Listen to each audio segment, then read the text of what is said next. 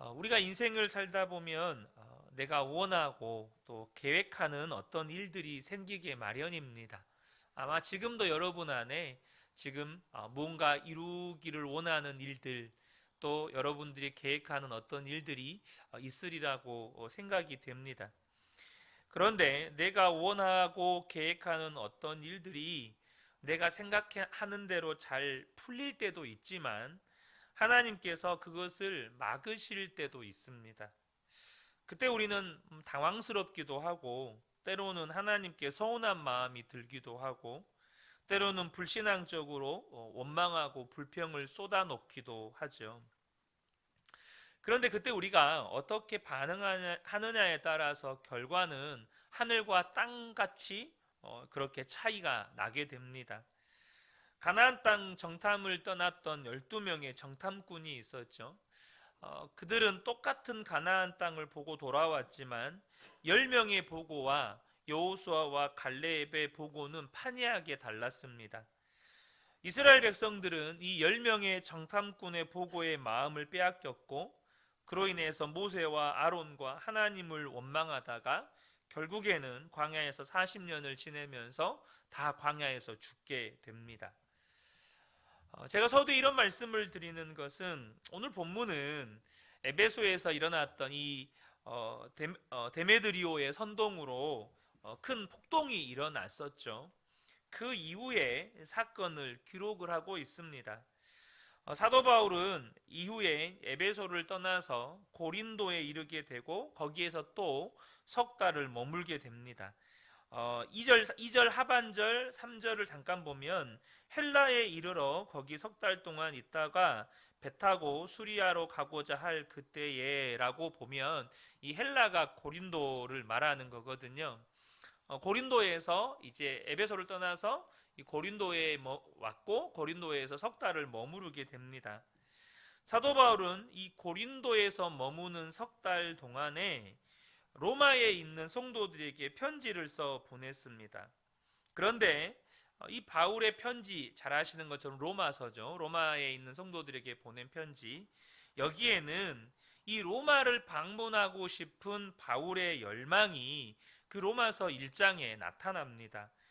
로마서 1장 13절을 보면, 형제들아 내가 여러 번 너희에게 가고자 한 것을 너희가 모르기를 원하지 아니하노니 이는 너희 중에서도 다른 이방인 중에서와 같이 열매를 맺게 하려 함이로되라고 말씀을 해요. 그러니까 이 고린도에 석 달 동안 머물면서 로마 교회 성도들에게 편지를 보내는데, 그 편지를 쓰는 사도 바울의 마음은 로마에 가고자 하는 마음으로 간절했다는 겁니다. 실제로 사도행전 19장 21절에도 보면, 이 19장이 여러분 잘 아시는 것처럼 에베소에서 일어났던 그 폭동을 다룬 장이 기록이 되어 있잖아요. 이 여기에 사도 바울이 이런 기록을 하고 있는데요. 이 일이 있은 후에 바울이 마게도냐와 아가야를 거쳐 예루살렘에 가기로 작정하여 이르되 내가 거기 갔다가 후에 로마도 보아야 하리라, 이 말씀을 합니다. 그러니까 사도 바울은 지금 이 3차 전도 여행 가운데 로마에 가고자 하는 마음이 간절했습니다. 그런데 이 로마서 1장 13절 하반절을 보면, 지금까지 그 길이 막혔도다라는 사도 바울의 고백이 나옵니다. 그러니까 무슨 말이냐면, 사도 바울은 계속해서 로마를 가고자 하는 마음이 있었어요. 그런데 하나님께서 그 사도 바울이 로마로 가고자 하는 그것을 막으셨다는 것입니다. 먼저 여기서 우리가 위안이 되는 게 하나가 있어요. 그게 뭐냐면, 그 위대한 사도 바울조차도 자기의 열심과 열정이 하나님의 뜻과 계획보다 앞설 때가 있었다는 것입니다. 그러니까 사람은 자기 열심과 열정이 하나님보다 앞설 때가 있어요. 사람은 누구나 다 그럴 수 있습니다. 사람이 가진 연약함이고 또 인간이 가진 죄의 본성이기도 하죠. 자기 열심, 자기 열정, 그것은 곧 내가 주인 되고자 하는 마음이 또 다른 모양으로 표출된 것이니까 그렇죠. 그러나 우리가 놓치지 말아야 할 것이 있습니다. 여러분, 그건 뭐냐면, 하나님이 막으실 때 하나님이 막으신다는 것과 그것이 하나님의 뜻이 아니라는 것을 깨닫는 것입니다. 그걸 모르고 계속해서 자기 열심과 열정을 앞세울 때 사람은 실수하게 되고 심지어 하나님의 뜻을 대적하여 죄 가운데 빠지게 되는 것입니다. 예수님께서 제자들에게 너희는 나를 누구냐라고 물으셨을 때 베드로가, 여러분 잘 아시죠? 베드로가 대답합니다. 주는 그리스도시요 살아계신 하나님의 아들이십니다 라고 고백을 해요. 이 고백을 들은 예수님께서 너무 기뻐하셨습니다. 그러면서 이 베드로를 칭찬하시죠. 바요나 시모나 네가 복이 있다. 이것을 내게 알게 하신 이는 혈육이 아니고 하늘에 계신 내 아버지다. 이렇게 칭찬을 하시고 축복을 하십니다. 심지어 베드로에게 어떤 축복까지 하죠? 베드로의 이 고백 위에 교회를 세우리니 음부의 권세가 이기지 못하리라 라는 엄청난 축복의 말씀을 하십니다. 여러분, 12제자들 가운데 베드로가 그 믿음의 고백을 했을 때 예수님께서 베드로를 이렇게 칭찬하시고 축복하시는 거예요. 여러분 잘 아시는 것처럼 제자들이 그때까지만 해도 예수님이 십자가에 달리시기 얼마 전까지만 해도 제자들이 서로 좌정승 우정승 하겠다고 싸웠다는 거 아시죠? 제자들의 수준이 그 정도였습니다. 그러니까 이 칭찬을 받은 베드로의 기분이 어땠겠습니까? 완전히 우쭐댔겠죠. 그 마음 안에 예수님의 칭찬을 받은 다음에 베드로 안에는 정말 주님을 향한 열심과 열정이 막 충만하게 넘쳤을 것입니다. 그런데 그때 예수님께서 정말 중요한 말씀을 하십니다. 마태복음 16장 21절을 보면 이때로부터 예수 그리스도께서 자기가 예루살렘에 올라가 장로들과 대제사장들과 서기관들에게 많은 고난을 받고 죽임을 당하고 제3일에 살아나야 할 것을 제자들에게 비로소 나타내시니 라고 말씀하십니다. 그때 이 베드로를 칭찬하고 그 직후에 제자들에게 예수님의 십자가 고난과 죽음에 대해서 말씀하셨어요. 주님을 향한 열심과 열정이 충만한 베드로가 이 말씀을 들었을 때 어떻게 반응합니까?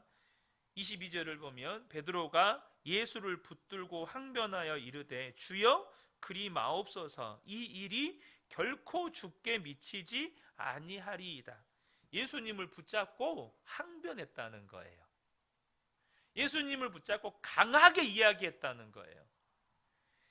여러분, 그 베드로의 말을 들은 예수님, 방금 전까지 이런 축복이 있을까, 이런 칭찬이 있을까 할 정도로 베드로를 칭찬하고 축복하셨던 예수님이 안색을 완전히 180도로 바꾸시면서 베드로에게 엄청난 질책을 쏟아내십니다. 23절에 예수께서 돌이키시며 베드로에게 이르시되 사탄아 내 뒤로 물러가라. 너는 나를 넘어지게 하는 자로다. 내가 하나님의 일을 생각하지 아니하고 도리어 사람의 일을 생각하는도다. 이 베드로가 내 열심과 내 열정이 앞서자 그때부터 하나님의 일을 생각하지 못하고 도리어 사람의 일을 생각하면서 하나님의 뜻을 대적하는 일을 했다는 것입니다. 여러분, 사도 바울조차도 자기 열심과 열정이 앞서서 하나님의 뜻과 상관없이 자기가 원하는 것을 이렇게 여러 차례 이루려고 시도하는데, 하물며 아직도 성화되려면, 아직도 예수님 닮으려면 한참도 남은 저와 여러분 안에 내 생각과 내 계획과 또 내 열심과 내 열정으로 무언가를 하려는 시도들이 얼마나 빈번하게 우리의 삶에 일어나겠습니까? 하나님, 그런데 우리가 때로는 그렇게 해서, 그러니까 내 열심과 내 열정으로 내가 원하는 무언가를 이루려고 그렇게 막 노력하고 이렇게 하는 것을 허락하십니다. 그래서 하나님은 때로 우리가 실수하고 실패하는 걸 허락하셔요. 예를 들면 오늘 베드로 예화가 좀 많이 나오는데요. 이 가룟 유다가 대제사장들이 보낸 무리들과 로마 군사들을 이끌고 예수님을 잡으러 왔을 때 예수님을 지키고자 했던 열정이 앞섰던 베드로가 어떻게 합니까? 칼을 빼서 말고의 귀를 잘라버립니다. 예수님은 그렇게 실수하는 걸 허락하십니다. 그러면서 예수님께서 베드로에게 칼을 집어넣으라고 말씀하시면서 뭐라고 말씀하시죠? 칼을 가지는 자는 칼로 망한다. 이것을 가르쳐 주셨습니다. 베드로가 예수님 앞에 이렇게 호언장담했습니다. 내가 주를 위해 죽을지언정 결코 배신하지 않겠습니다. 호언장담했죠. 예수님이 그것을 그대로 듣고 계셨습니다. 그리고 그가 주님을 3번이나 부인하는 것을 그대로 허락하십니다. 그로 말미암아 베드로가 깊은 좌절과 절망에 빠지죠. 그런 베드로를 다시 일으켜 세우십니다. 베드로는 자기 열정과 열심히 앞서서 실패했던 그 경험들을 통해서 더욱 온전한 하나님의 사람으로 그리스도의 제자로 또 사도로 세움받게 됩니다. 우리 또한 이러한 실패와 실수 속에서 하나님의 은혜로 영적인 성장을 경험하게 되기도 하죠. 그런데 오늘 본문처럼 주님은 아예 우리가 실수하거나 실패하는 것을 허락하실 때도 있지만 아예 우리가 원하는 그것을 막으실 때가 있어요. 나는 그것을 이루었으면 좋겠는데, 나는 그것을 하고 싶은데, 정말 그것이 급해 보이는데, 그것이 안 되면 정말 우리의 삶에 엄청난 어려움이 닥칠 것 같은데, 그래서 그걸 하고 싶은데 주님이 아예 막으실 때가 있습니다. 특별히 본문은 여러분 사도 바울이 가지고 있는 열심은 자기가 잘 먹고 잘 사는 것 때문에 가진 열심 아니지 않습니까? 로마에 있는 성도들에게 가서 복음을 전하고 말씀을 가르치고 그들과 교제하고 그들을 격려하고 위로하기 위해서 가고자 하는 것이잖아요. 그런데 하나님이 막으셨다는 거예요. 이때 우리에게 필요한 은혜가 있습니다. 제가 앞서도 잠깐 언급드렸지만 오늘 그 부분에 대해서 좀 몇 가지를 나누기로 원합니다. 첫 번째는 하나님이 막으신다는 것을 깨닫는 은혜입니다.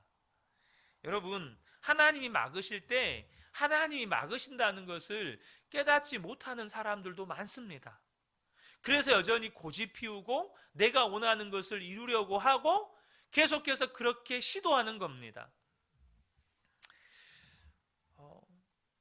사람의 어리석음은 하나님이 막으시는데도 막으시는 것을 모르고 계속해서 그 길을 가려고 시도한다는 거예요.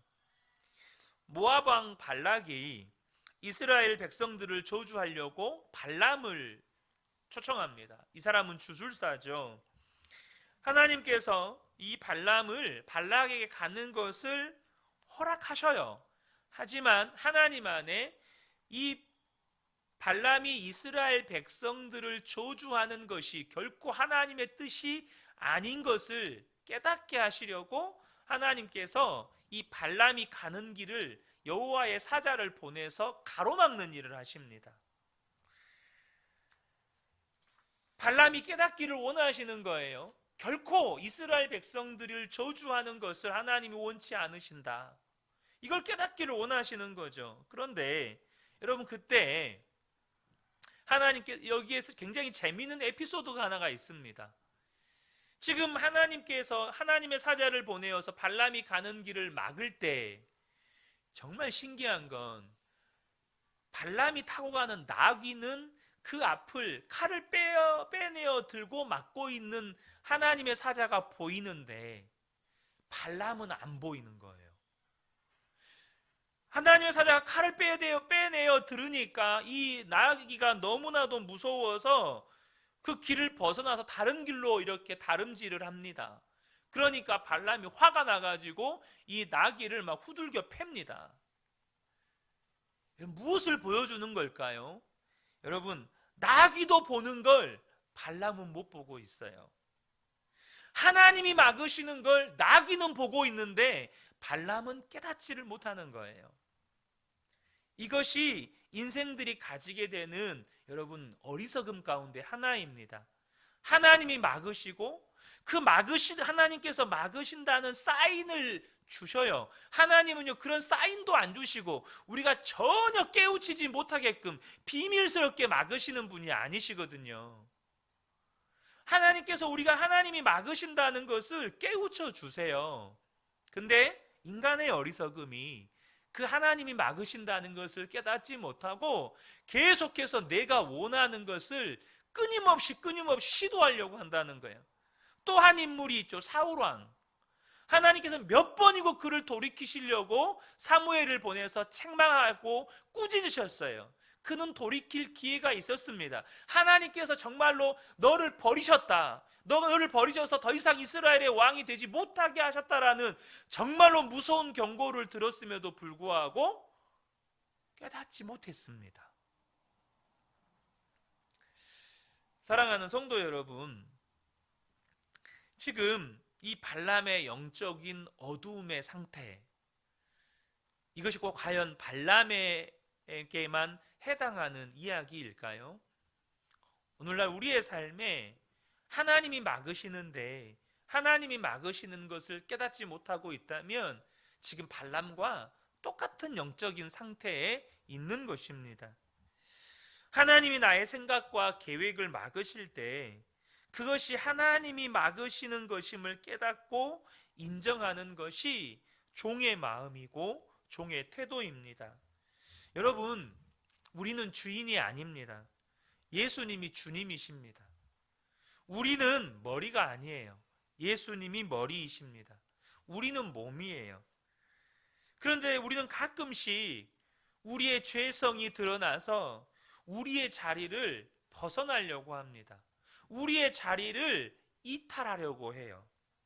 내가 생각하고 내가 계획하고 또 그것을 내가 이루려고 하고, 그때 주님은 그런 나를 도와주셔야 하는 존재고 뭔가 주객이 바뀌어버린 심각한 영적 문제가 생긴 겁니다. 영적으로 심각한 일이 벌어진 거예요. 내가 주인의 자리를 차지하고 주님의 종의 자리로 밀어내버리고, 우리는 불완전하기 때문에 실수할 수는 있습니다. 그래서 은혜가 필요합니다. 하나님이 막으실 때 그걸 깨닫는 것. 아, 하나님이 막으시는구나. 그것을 즉시 인정하고 종의 자리로 돌아오는 거죠. 주님 말씀해 주십시오. 두 번째 우리에게 필요한 은혜가 있는데요. 그것은 뭐냐 하면, 여러분, 하나님이 막으신다, 이것을 깨닫는 것으로 끝내면 안 됩니다. 우리는 거기에서 하나님의 다른 뜻이 있음을 발견하셔야 합니다. 이것이 우리에게 필요한 두 번째 은혜입니다. 하나님의, 나를 막으시는 하나님의 다른 계획, 하나님의 다른 뜻이 있음을 깨닫는 은혜, 그것을 발견하는 은혜가 우리에게 필요하다는 거죠. 사도 바울은 하나님이 막으실 때 이것이 하나님이 막으셨다는 것을 알았어요. 잘 아시는 것처럼 사도 바울은 이게 처음 경험이 아니거든요. 사도행전 16장에 보면 사도 바울의 2차 전도 여행이 시작이 됩니다. 그때 사도 바울의 계획은 무엇이었습니까? 아시아로 가는 것이었습니다. 그게 사도 바울의 계획이었고, 사도행전 16장을 보면 사도 바울은 여러 차례 아시아로 가려고 했었습니다. 그리고 하나님께서 그것을 허락하지 않으셨다, 예수의 영이 허락하지 않으셨다라고 기록하고 있어요. 그런데도 사도 바울이 무시아를 지나서 두로아로 가는 거예요. 그때 하나님께서 이 사도 바울에게 꿈의 환상을 보여주십니다. 마게도냐 사람을 보여주시면서 그 사람이 우리를 와서 도우라라는 그 꿈속에서 환상을 보게 되죠. 그때 사도 바울이 깨닫습니다. 아, 하나님이 나를 마게도냐로 보내시는구나. 하나님이 나를 그곳에 보내셔서 복음을 전하라고 지금 말씀하시는구나. 이것을 깨달은 거예요. 여러분, 저와 여러분에게도 이런 은혜가 필요합니다. 하나님이 나를 막으세요? 하나님이 나를 막으시는구나. 이것을 깨닫는 것이 은혜죠. 그래서 거기에서 나의 계획과 나의 생각과 나의 열심과 나의 열정을 내려놓는 은혜가 필요합니다. 하지만 거기에 멈추는 건 하나님이 기뻐하시는 일이 아닙니다. 물론 거기서 멈추는 것 자체도 은혜이지만 거기서 우리는 하나님이 원하시는, 하나님이 인도하시는 삶의 방향으로 우리의 삶이 전환되어져야 합니다. 우리의 삶의 방향이 바뀌어야 돼요. 하나님은 사도 바울을 아시아가 아니라 마게도냐로 부르셨습니다. 저와 여러분이 뭔가 원하고 계획하고 생각하는 것을 막으실 때 하나님은 저와 여러분을 향해 가지고 계시는 계획이 있고 뜻이 있으십니다. 하나님은 이유 없이 그냥 기분 나쁘니까, 하나님이 그냥 그렇게 하고 싶으니까 그렇게 하시는 분이 아니라는 거죠. 사도 바울은 아시아가 아니라 마게도냐로 가서 복음을 전하는 것이 하나님의 뜻이라는 것을 분명하게 알게 되었다는 거죠. 자, 그런데요, 우리에게 한 가지 문제가 있습니다. 무슨 문제냐면, 지금 바울의 2차 전도 여행을 보면 아시아로 가는 것을 막으시고 꿈의 환상을 통해서 마게도냐로 가게 하시는 것이 하나님의 뜻이라는 것, 그곳에서 복음을 전하는 것이 하나님의 뜻이라는 것이 이렇게 명확하잖아요. 근데 우리의 삶을 보면 막으시는 건 알겠어요. 근데 하나님의 뜻은 모르겠어요. 여러분, 이런 경우 많이 있지 않습니까? 분명히 막기는 하세요. 막으세요. 하나님이 이건 아니라는 거예요. 하나님이 막으시는 건 알겠거든요. 근데 도대체 막으셨는데 하나님의 뜻은 뭡니까? 이것이 우리의 문제라는 거죠. 우리의 삶의 현실에서는 분명히 막으시는 건 알겠는데 하나님의 뜻이 무엇인지는 모를 때가 많아요. 내 생각, 내 계획, 내 열정, 내 열심 막으셔요. 거기까지는 알겠어요. 근데 뭘 원하시는 겁니까, 하나님? 하나님, 지금 하나님의 뜻은 뭡니까? 이것이 우리의 어려움이죠. 이것이 우리의 문제 아니겠습니까? 그래서 우리에게 필요한 믿음의 반응이 있습니다. 이것이 우리에게 세 번째 필요한 은혜라고 할 수 있겠는데요. 그것은 뭐냐면 가까이에 놓여 있는 확실한 뜻에 순종하는 것입니다. 지금 내 눈앞에 놓여 있는 가장 확실한 하나님의 뜻에 순종하는 것. 여러분, 사도 바울이 정확하게 언제부터 로마에 가기 원했는지는 알 수 없죠. 그건 사도 바울의 마음이니까. 하지만 우리가 추정해 본다면 사도 바울이 고린도 전도를 할 때 그곳에서 누구를 만납니까? 브리스길라와 아굴라 부부를 만나게 됩니다. 이 브리스길라 아굴라 부부는 로마에서 고린도로 온 부부죠. 그러니까 그때까지만 해도 바울은 로마에 믿는 성도들, 그리스도인이 있다는 걸 몰랐습니다. 그 전까지만 해도. 그런데 브리스길라 아굴라 부부를 통해서 로마에도 하나님을 믿는 사람들이 있습니다. 로마에도 하나님을 믿는 사람들이 있는데 그들은 정말로 박해를 피해서 이런 지하 무덤에서 처참한 상태에서 신앙생활을 하고 있습니다. 이러한 소식들을 이 브리스길라 아굴라 부부가 전해주는 거죠.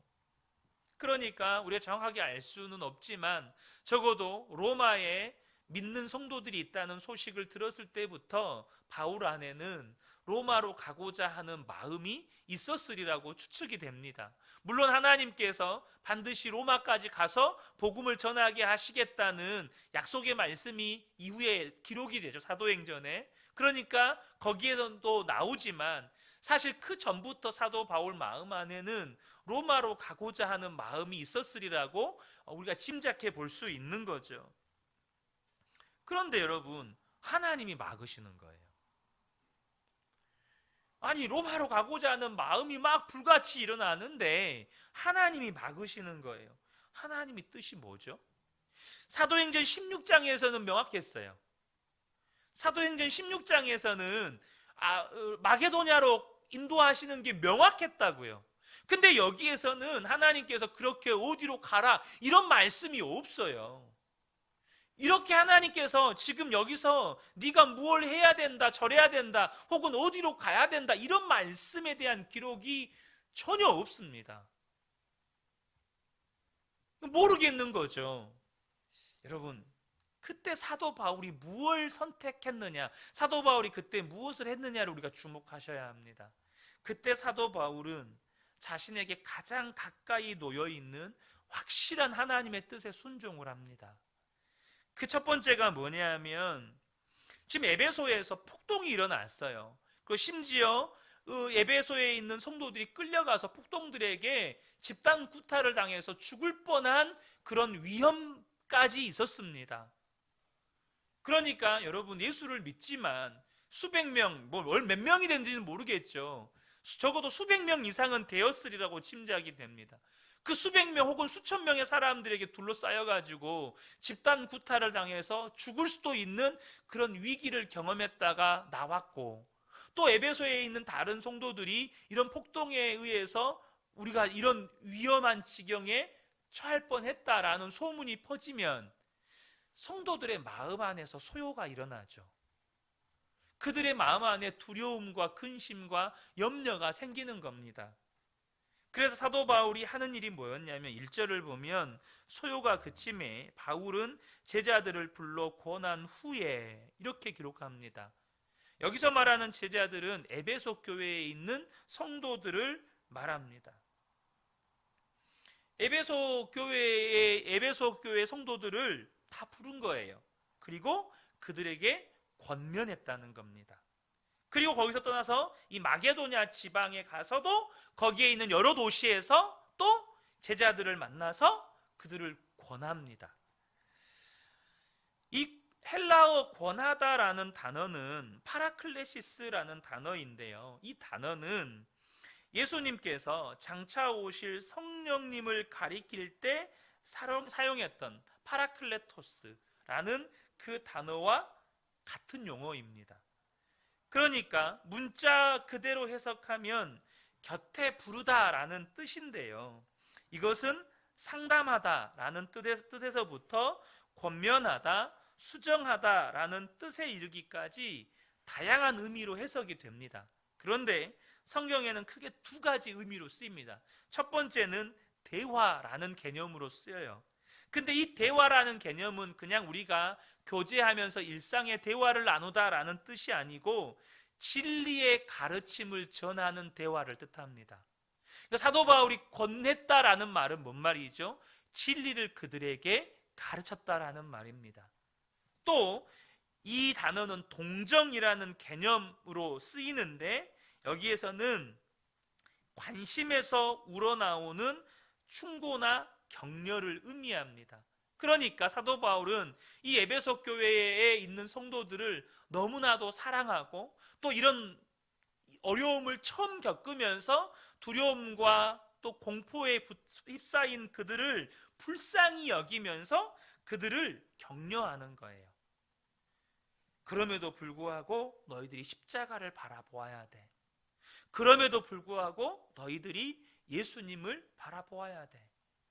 다시 한번 십자가 복음을 전하고 그들에게 그 주님을 붙들도록 그들을 권면하는 겁니다. 이것이 사도 바울이 지금 당장 가장 가까이에 있는 가장 확실한 하나님의 뜻에 순종하는 것이었습니다. 소요를 그 큰 폭동으로 인해서 마음의 소요가 일어난 이 에베소 교회 성도들과 이 마게도냐 지방에 있는 성도들을 불러 모아서 그들을 권면하는 거였습니다.